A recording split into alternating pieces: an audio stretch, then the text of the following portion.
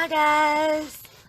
Um, this will have to be kind of quick. I'm sitting outside so that hopefully I'm not disturbed by my minions. Um, my name's Evelyn. I'll be 26 in December, and as of this past September, I have been home for 4 years. I got arrested for the first and only time when I was 16. That was in 2008. And those are the same charges that I went to prison for. I was in county for about a year, and I got sent to Lowell in 2009, and I was 17. Because I was 17, I was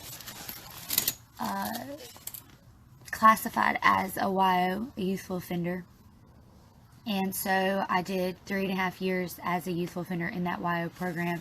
And then the rest of my 5-year sentence I did on the work camp.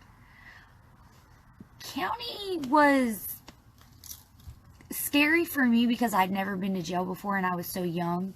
So I was isolated. I was I was like solitary and medical in a really small town. Everybody in that town knew what I was in there for because it was such a small town, and what I was arrested for was, originally I was arrested for attempted murder, but I was charged with aggravated battery with a deadly weapon. It was a pocket knife.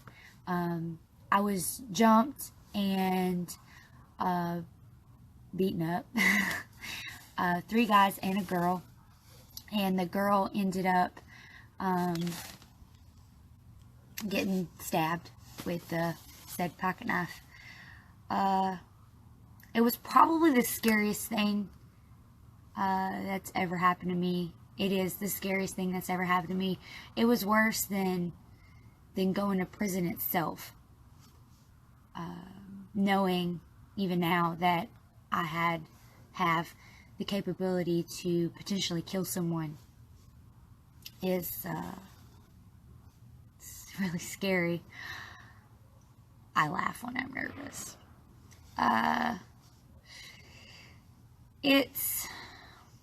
It's one thing to be taken away from your family and from society, but it's another thing entirely to go through that at the age that I did, and I can say that now looking back. So anyways, the girl went to the hospital and I went to jail, and that's what happened. Oh,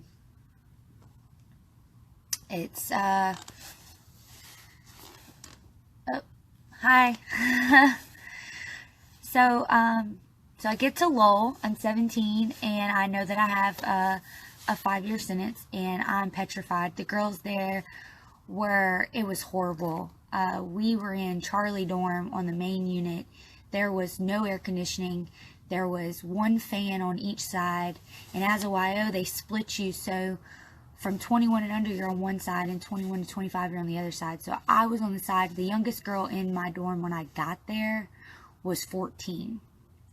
And these are girls that have been in and out of jail, in and out of programs. You know, I had a pretty eclectic upbringing. I wasn't sheltered by any means. My mom was a biker. My stepdad was biker / hippie.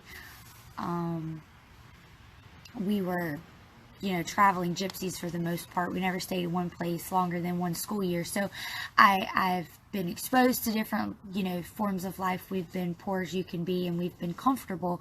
So having the upbringing that I did have, I'm very open-minded, and I try very hard not to judge people.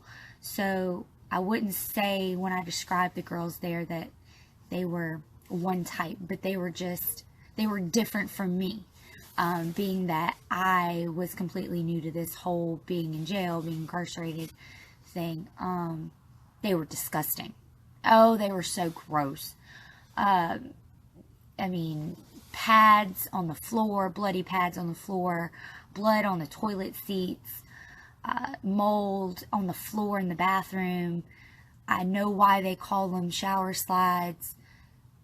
The things they give us to clean within there there's nothing. So it was gross. My initial shock period, as they called it, was just that. It was shock period. It was horrible. I got there in the mid of summer. It was so hot. 2 weeks after I was there, I actually ended up contracting the swine flu, which apparently, according to them, lol, mind you, I had before arriving there. I don't know about that.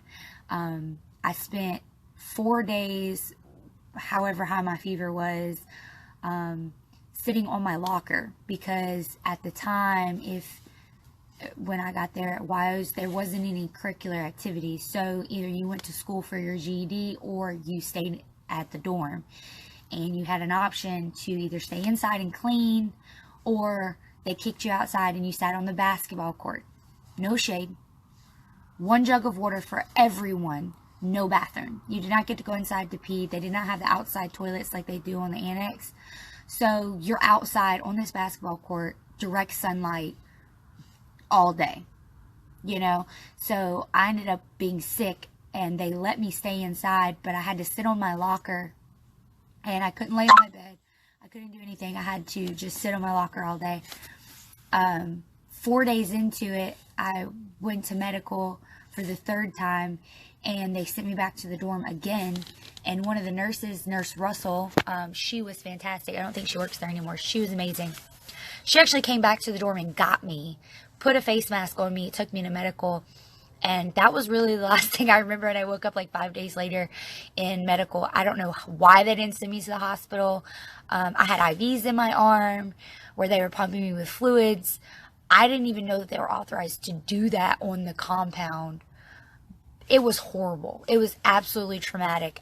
It was awful. I was stuck in medical for 2 weeks. Before they let me out, and I didn't even know what was wrong with me until they told me I'd go back to the dorm, and they told me that I had the swine flu. Yeah, it was crazy. So there's my introduction to prison. The wives were insane, fighting all the time. Like I said, just dirty, just downright dirty. There, you know, they had no upbringing. No one told them how to have proper personal hygiene. The guards, they didn't take any interest in rehabilitation at all. There was absolutely nothing for them to do. And it wasn't until the last year that I was in the youthful offender program that they actually started implementing some form of rehabilitation, where they offered modality program, which is the rehab program, the 12 steps, and they started offering vocational programs such as drafting and cosmetology. But other than that, those first 2.5 years, there was nothing. So that last year I was there was a little bit better. As far as the officers, they really just fed on the drama. You know, they wanted to know who was talking about who, what was going on. Actually, there was one officer in particular, Officer Rasco, and I can remember him forcefully slamming multiple girls, and we're talking like 14, 15-year-old girls, not women, girls, on the ground. He slammed one girl so hard against the footlocker, she hit her head on the footlocker and literally had a bowel movement in her pants. She pooped herself in her pants, and he didn't do anything. He reached down, grabbed her by the foot, and drug her across the dorm, up the steps, into the bubble, and I don't know what happened from there. We marched everywhere. It was a military program, and so everything we did was in formation. It was mass punishment. If one person talked when they weren't supposed to, if one person, did anything that they weren't supposed to, everybody was punished for it. And you had to ask for permission for everything. Permission to speak. Sir, permission to speak, sir. Sir, permission to use the bathroom, sir. Sir, may I have some toilet paper, sir? The most degrading part about that, I feel, is to know that the person you're asking for permission from has the ability to deny you to relieve yourself. I'm asking you permission to ask you if I may go and use the bathroom. No one should hold that amount of power over any human being. Period. Point blank, the end. You should not be able to tell another living human being, whether or not they can relieve themselves. I don't care what you're in there for, you're still a person. I don't feel that it's okay to subject children, no matter how, what scale their crime was committed on. You should not be allowed to talk to children that way. They're young girls. They're women. This is a crucial point of their life, and I don't feel that anyone should be able to treat them in such a way where they feel like they're nothing. Most of those girls were in there for things they didn't even do, just things they were involved in, and as a woman, you get put in situations sometimes, especially in the teenage years, peer pressure, things like that, where you feel like you got to go along with things. And you do have a choice. You're absolutely right. But it's not that easy, And a lot of those girls were good girls that were just in the wrong place at the wrong time. And that should be a place where they actually are trying to break you down, yes. But there should be a point where you get built up. Strip you of all of the bad, absolutely. But at some point, they have to fill you with some kind of good so that you can become something else. And that YO program did not offer that. They did not offer that. They did not give you any alternative. They threw you in the middle of this gang fest, and let you fend for yourselves. And instead of taking the time to offer assistance, the officers just fed into it. After I was there for so long, they classified me as an OG, original gangster. So it would get to the point where it was, Spillman, you need to tell those inmates to sit down. I'm sorry, I'm not wearing brown. Well, I am right now. Oh, that's shameful. But that's not my job. And if they didn't sit down, then I was in trouble. How does that work? I don't get that. I've had officers tell me to my face, you're a paycheck. Get out of my face. You're not getting toilet paper. Marching and sounding off, hut, all the way to breakfast at 4 o'clock in the morning, 5 minutes to eat, 5 minutes to get, or 5 seconds to get formed up. And then you're having to march all the way back to the dorm to exercise. It's 4 o'clock in the morning. Really? What? This isn't the military. I'm not getting paid for this. I'm not serving my country. I'm serving a sentence. I want to do my time and I want to go home. I don't want to be responsible for every other inmate in this storm. The other 72 people sleeping around me, they're not my responsibility. So how can you make it to the point where everybody has to pay for everybody else's problems? That's not teaching you anything. You're supposed to be teaching us to be responsible for our actions and our actions alone. Not for the actions of other people. That's why they're in prison. Because they were trying to be responsible for other people's actions. Well, that's a contradiction of the justice system in and of itself, don't you guys think? So, youthful offender experience really wasn't that great. I learned absolutely nothing. I learned how to keep my thoughts to myself. I spent the better part of my first 2 years in confinement because I'm 4'11" and 100 pounds, and people really didn't like me because my mouth was a lot bigger than my body. So I learned how to keep my mouth closed. I learned how to not hold a grudge because it really isn't worth it. I saw a lot of girls in there that were just miserable. And I had to decide early on what I wanted to do. I didn't want to be miserable. I really wanted to change for the better. It took me a while to figure that out, but once I did, I really put my head down and just tried to avoid all of the drama.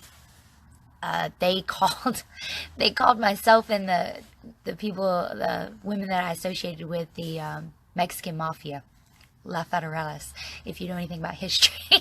That's funny, because all I associated with was the Latina girls, and for the most part. And they actually tried to get us on racketeering charges. I'm not Latino at all. I'm Cajun. That has nothing to do. So it was interesting how that went, because the officers would single us out. And they would try to put one against the other. They would make things up to try to get us to fight or get us to fight other people, other what they considered groups, but it was really just friends, you know, family in there. And so they would just, for reasons to just take us to confinement, reasons to separate us, reasons to have something to talk about, getting in our face and screaming at us for no apparent reason, because this isn't the military. This is prison. They have a boot camp at Lowell. We weren't there. I wasn't old enough to go to Hernando, which was at the time the youthful offender prison, so I couldn't go there. And my charges were too bad at the time to be accepted into the boot camp program. And I wasn't old enough to go, or they didn't let YOs go to the equine program, which is what I'd originally wanted to do when I got there, because I grew up with horses, country girl, you know, so I got denied that off rip. So it was like I was just stuck. I was stuck. You couldn't get past a certain point, and it was like nobody wanted to help us.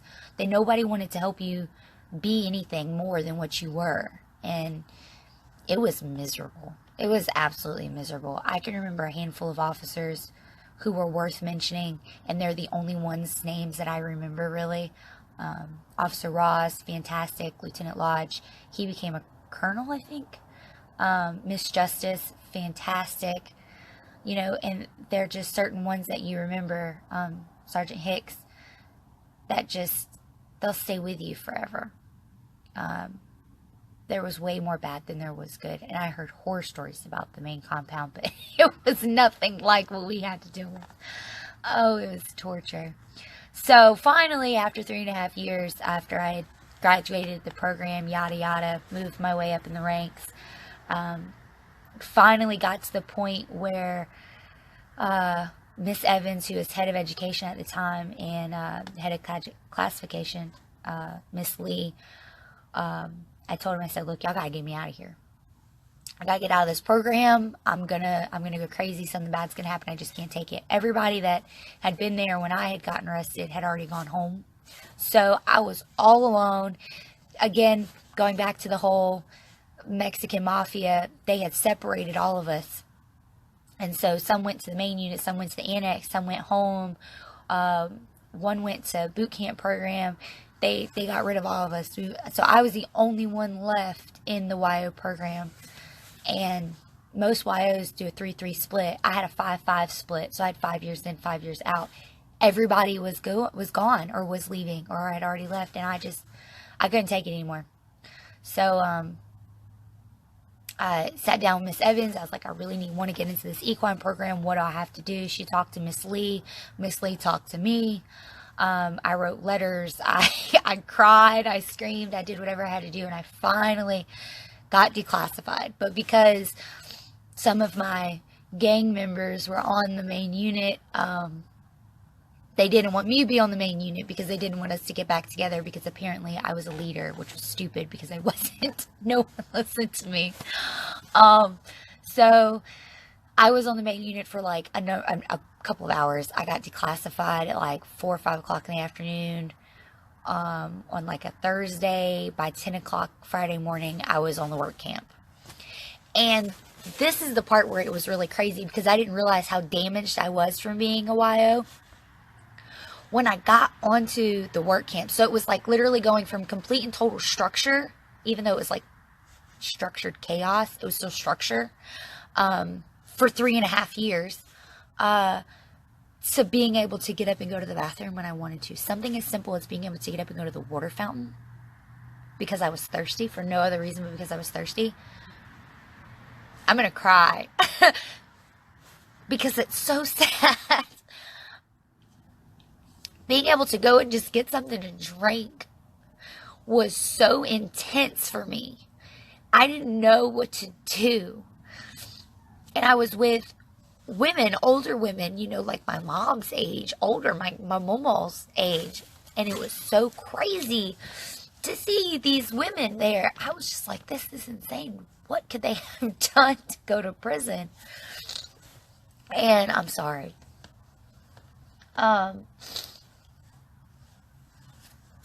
One of my bunkies, Miss Jeannie, she was the sweetest lady, and it broke my heart because she was so sweet and so quiet and she stayed to herself, you know, and it was just like, to see women like that, there's so many of them. I met so many on the work camp.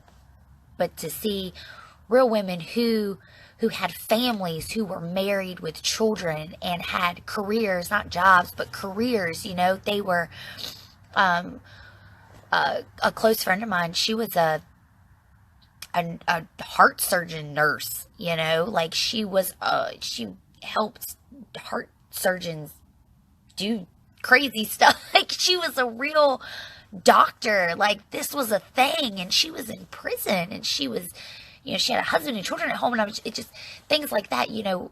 I was in prison with such an array of fantastic humans who had simply made a mistake.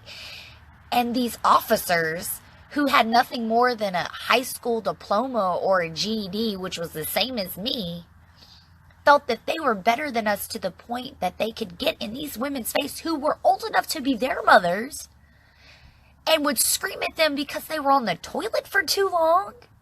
How do you speak to someone like that? I'm sorry, but my mama would have smacked me in my mouth and I'd been picking my teeth up off the floor. So I'm assuming that not every individual was raised that way. However, if their mother taught them that it was appropriate to speak to any female that way, they mama's wrong. No grown man has any business looking at women while they shower. That's inappropriate. Did anybody care? Absolutely not. Looked right over that wall. Hi, how you doing? You're naked. I don't care. And you would look at them like, I see you looking at me, looking at you while I'm taking a shower, and you don't even care.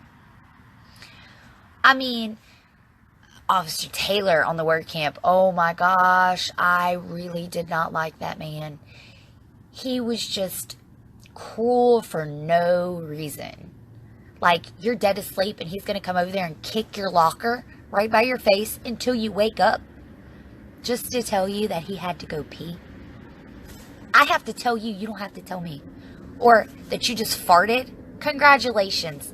Glad to know your colon's working. I don't really care. Let me go back to sleep. It's breakfast. Mind you, normal people usually don't eat breakfast at those hours. If you're going to breakfast, it's freezing cold outside.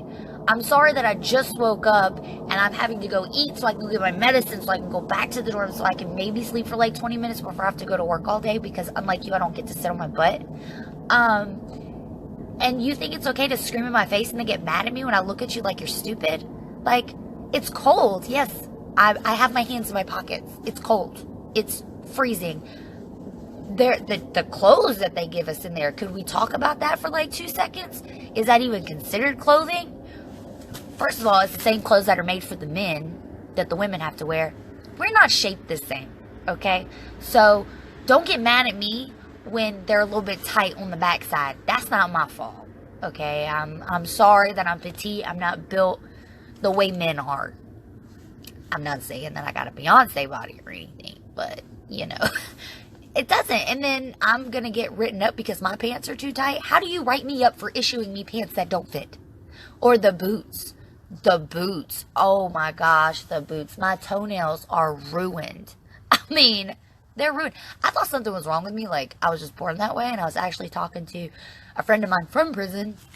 And we're still super close. And she's like, nah, that's from the boots. I was like, really? My toe? Okay. Because they, like, go into the side of my toes. Like, they don't grow out, you know, like a fingernail normally would. They, like, curve in. Because they don't give us shoes that fit. If you don't wear between a 7 and an 8, you're not going to have a pair of boots that fit. I wear a 6, 6.5, maybe. No boots that fit. None. Especially now as a YO, you want to talk about marching around in some boots that don't fit you? You have no idea the pain until you've marched for 6 hours straight. I'm not exaggerating, ladies. This really happened. 6 hours straight in the rain with wet boots that don't fit. It's not fun. It's not fun. Girls getting green stuff on their toes. Nobody cares. Back to the work camp. So, clothing sucks. Food sucks. Dehydrated meat looks like dog food. Somebody told me that the same makers of Pedigree made our meat. I don't know if that's true. I believe it. It looked like Pedigree. I wouldn't feed that to my dogs. Actually, my dogs probably wouldn't want that. If I offered it to them, they'd probably walk away. So, food sucks. At least at the work camp, they did have more than one fan, which was super awesome. And they rotated because they got those cool ones, that hung on the wall, so you could like spin them every hour. Everybody would get a chance to not die. And then when I got moved down to the cottage, that was pretty cool because we had like one fan in our room, so like the whole room, the window. The little things that matter. Not having your locker rated. That's not having your pants taken because you have too many. Those are always fun. But the phone calls. So I have a son. He's 10 now. I actually had him when I was 15. Long story, another story I'm not going to get into on Facebook Live. So he lived with my great uncle and my great aunt when I went to prison. So I could call them every weekend or every week, once a week on Thursdays. And it was always a set time I would call. And then they came and saw me once a week. If I wasn't in confinement, mind you. So those were the highlights of my life. No one else in my family could come see me. My mom, I think, had a warrant somewhere for something. And my stepdad was on probation. He's always on probation. One of my sisters lived too far away. The other one was in the military, living too far away. So, I mean, I didn't see anybody. I had, I had a couple friends that stopped by once and saw me. One stopped by here and there once or twice. But that visit every month I knew I was going to get from my son and my uncle and my aunt was the highlight of everything, But to know that I watched my child grow up. Excuse me, guys. I'm getting text messages. Sorry about that. I watch my kid grow up every month, once a month for 5 years. And you got to think about the months in between when I didn't get to see him. So now being home, it's like meeting him, when I came home, it's like really meeting this person, because you don't, once a week phone calls and once a month visits doesn't really let you meet your child. You don't know who this person is, and you can't hug. If there were certain officers in the VP room, they would let him, sit by me or sit on my lap. But to have somebody tell me that I can't hold my child, that's my baby I gave birth to. You're not going to tell me I can't hold my baby. These are the visits that I cherish. And he was a small, he was so little. He was only 2 when I went to prison. So he would run around and play, and they would yell at us for running around and playing. This is my moment. These are my few hours that I got to hold on to for the next month, or Lord forbid 2 months, because y'all might send me to jail on some crazy stuff, and then I don't get to see him again. So again, excuse me. So those matter so much. Those phone calls matter so much. Speaking of the phone calls, that the officers listen to your phone calls. Everybody knows that because they're so quick to throw it in your face.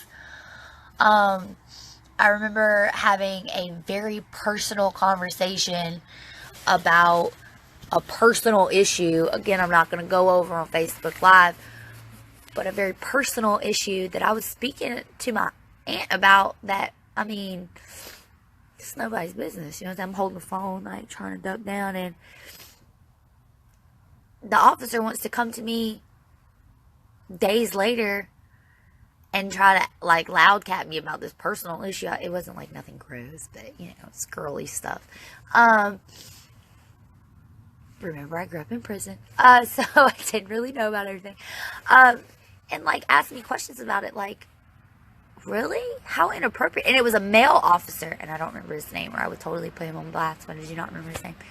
How inappropriate is that? Oh.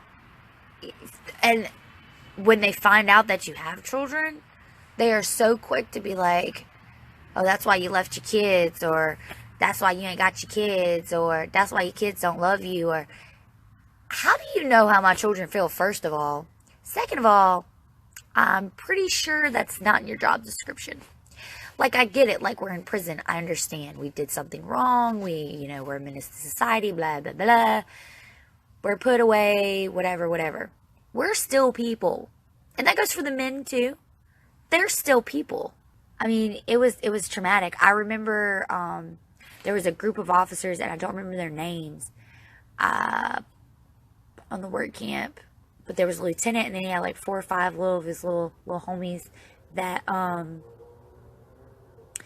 they were taking girls into the back.